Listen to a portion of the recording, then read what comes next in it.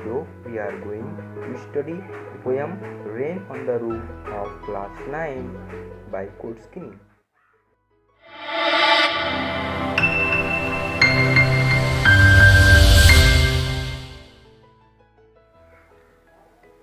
Hello students, as you have seen in the intro part of the video that we are going to study Rain on the Roof poem of class 9th, a Beehive book which is composed by Kotsky. This poem is on rain, and in this poem poet has explained the beauty of nature and rain very melodiously. So begin the video. तो students इस poem को हम बड़े ही अच्छे से पढ़ेंगे। तो ये पोएम बहुत ही अच्छी है। तो यहाँ पे जो पोएट हैं वो बताते हैं कि जो छत पे जब बारिश होती है तो उससे कितना हमें आनंद प्राप्त होता है। तो इस पोएम को कंपोज कर डाले हैं कोट्सकी ने। तो बहुत ही अच्छे पोएट हैं। तो आपको बता दें कि आप हमारे टेलीग्राम चैनल को ज्वाइन कर सकते हैं। MTI फाउंडेशन है, लिंक डिस्क्रिप्शन में दिया गया है, जाके आप वहाँ से ज्वाइन कर सकते हैं, जहाँ पे हम आपको study materials, PDFs, hand written notes भी प्रोवाइड करते हैं। तो चलिए वीडियो सेशन को स्टार्ट करते हैं।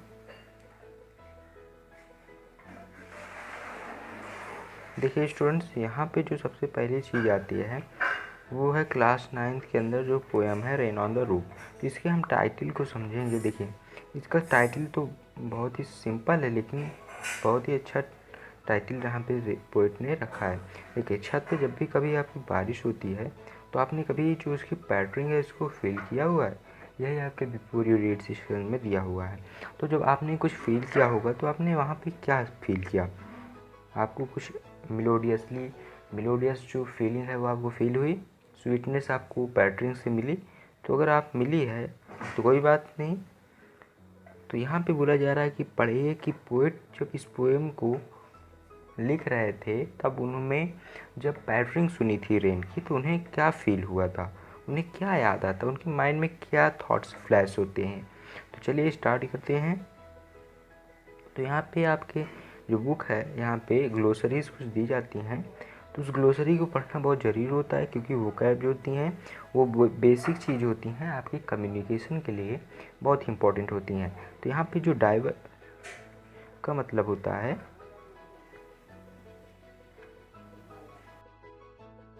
देखिए जो यहाँ पे पहली वोकैबुलरी आती है, पहली वोकैब का क्या मतलब है। यहाँ पे देखिए टिंकल का क्या मतलब होता है। टिंकल का मतलब होता है टिमटिमाना, शॉर्ट, लाइटिंग, रिंगिंग साउंड्स। यहाँ पे मतलब है टप टप। यहाँ से मतलब है टप टप। ओके, यहाँ पे आपका टप टप हो जाएगा। और सिंगल्स के क्या मतलब होता है। देखिए सिंगल्स का मतलब होता है रेक्टेंगुलर वुडन टाइल्स होते हैं जो कि रूफ यानी जो आपकी छत होती है उसके ऊपर यूज़ की जाते हैं। तो इसको तख्ते बोलते हैं हिंदी में। वूफ क्या होता है? देखिए वूफ बाना होता है। एरे एरे एक ओल्ड पोएटिक वर्ड है जिसका मतलब होता है बिफोर यानी पहले। रिफ्रेन ये किसी भी सॉन्ग के जो पोएम होती है उसका जो रिपीटेड पार्ट होता है वही क्या कहलाता है? रिफ्रेन कहलाता है। लेकिन यहाँ पे क्या मतलब है? यहाँ पे मतलब होता है जो भी कोई यहाँ पे रेन है उसको पोएट ने जो सॉन्ग के रूप में एक्सप्रेस किया है। तो इसलिए यहाँ पे मतलब है साउंड ऑफ रेन। अब लिस्ट का क्या मतलब होता है? ये एक पुराना पोएटिक वर्ड ये भी है जिसका मतलब होता है लिसन यानी सुनना। तो चलिए अब यहाँ पे अपनी पोएम में कुछ शुरू करते हैं। देखिए पोएम आपकी 3 स्टैंजाज में है, ठीक है। तो पहला जो स्टैंजा आता है इसको पढ़ते हैं। When the humid shadows hover all o'er the starry spheres and the melancholy darkness gently weeps in rainy tears, what a bliss to press the pillow of a cottage chamber and lie listening to the patter of the soft rain overhead। यहाँ पे poet बोल रहे हैं कि जब भी आसमान में जो ह्यूमिड शैडो यानी बादल हैं और मंडराने लगते हैं, all are the starry space यानी जो पूरा तारामंडल है इसके ऊपर जो बादल है जब भी क्या करते हैं मंडराने लगते हैं, एंड मेलंकली डार्कनेस और जो उदासी भरी, मेलंकली मतलब होता है उदासी भरी जो अंधेरा है वो छा जाता है, जेंटली वीव्स इन रेन टीयर्स और जो मतलब उदासी भरी जो आसमान है ये रोने लगता है, यानी वर्षा होने लगती है। What a bliss to press the pillow, और हमें जो हमारे कॉटेज है of a cottage chamber bed and lie listening to the patter of the rain soft rain overhead.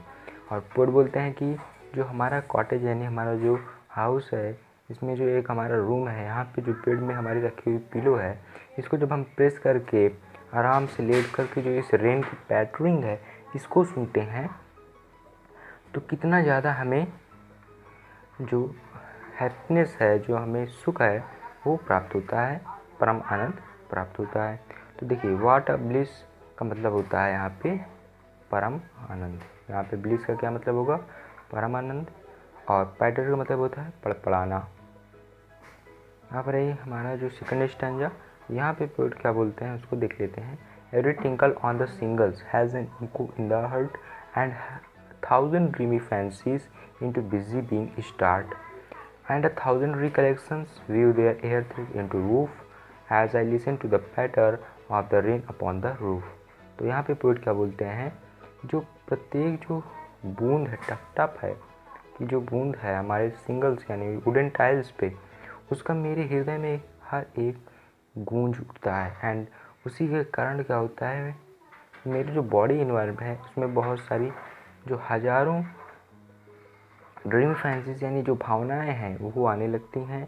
And 1000 recollections, और बहुत सारी हज़ारों स्मृतियाँ अपने जो वायु में बाने को बुनना चालू कर देती हैं। यहाँ पे वूफ का मतलब होता है बाना, और रिकलेक्शंस का मतलब होता है स्मृतियाँ, और फैंसीज का मतलब होता है भावना।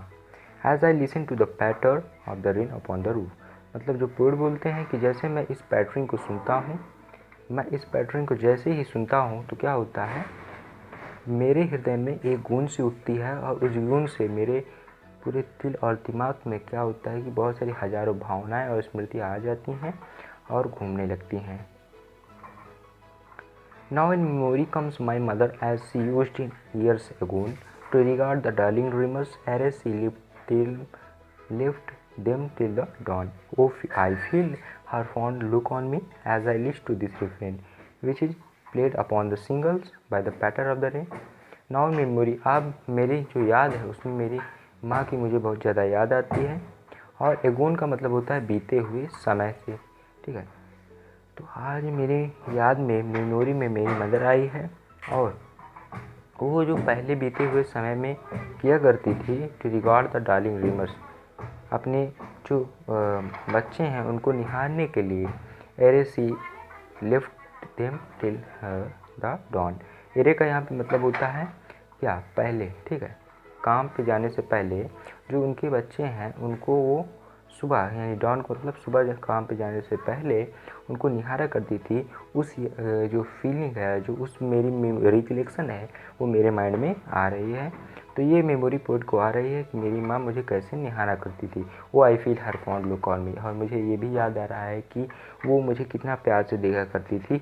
जैसे मैं इस पैटर्न को सुनता हूँ तो मेरे दिमाग में यही आता है कि मेरी माँ मुझे कैसे पहले बचपन में सुबह जाने से पहले निहारा करती थी। हो सकता है जो पोएट की माँ कुछ वर्क कर दी रही हों तो उसमें जो सुबह जाने से पहले वो उन लोगों को देखकर जाती रही हों। तो यहाँ पे एरे का मतलब होता है पहले, ठीक है। और जैसे कि मैंने बता भी दिया है कि डॉन का मतलब होता है सुबह, और डार्लिंग ड्रीमर्स का मतलब होता है जो प्यारे बच्चे, यहाँ से मतलब हो जाएगा। और ड्रीमर्स का मतलब होता है जो स्वप्न में सोए होते हैं, और डार्लिंग मतलब होता है प्री, और रिगार्ड का मतलब होता है निहारने के लिए। और देखिए स्टूडेंट्स, जैसे ही कि आप ये पोएम ख़त्म हो चुकी है, जैसे कि मैंने बता ही दिया कि कोर्टस्कीनी ने इस पोएम को कंपोज किया था। और ये पोएम किस चीज़ पे लिखी गई है, देखिए इस पोएम को जो पोएट है उसने रेन के जो मेलोडियसनेस है, रेन की जो स्वीटनेस है उस पे लिखा हुआ है। रेन को सुनकर जो पैटर्निंग है उसको सुनकर जो पोएट के माइंड में जितने भी फीलिंग्स और रिफ्लेक्शंस आती हैं उन्होंने इसमें एक्सप्रेस कर रखा है।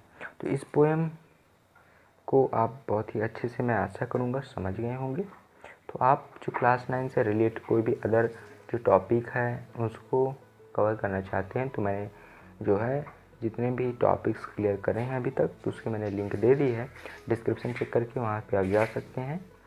और हमारे चैनल को सब्सक्राइब भी कर लीजिएगा, ताकि जो भी वीडियोज़ हैं हम आपके एजुकेशन नॉलेज से एनहेंस करने के लिए बनाएंगे तो आपके तक जल्दी पहुंच जाए।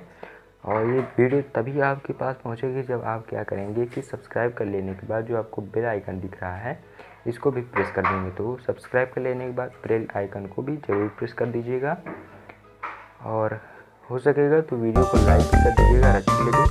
और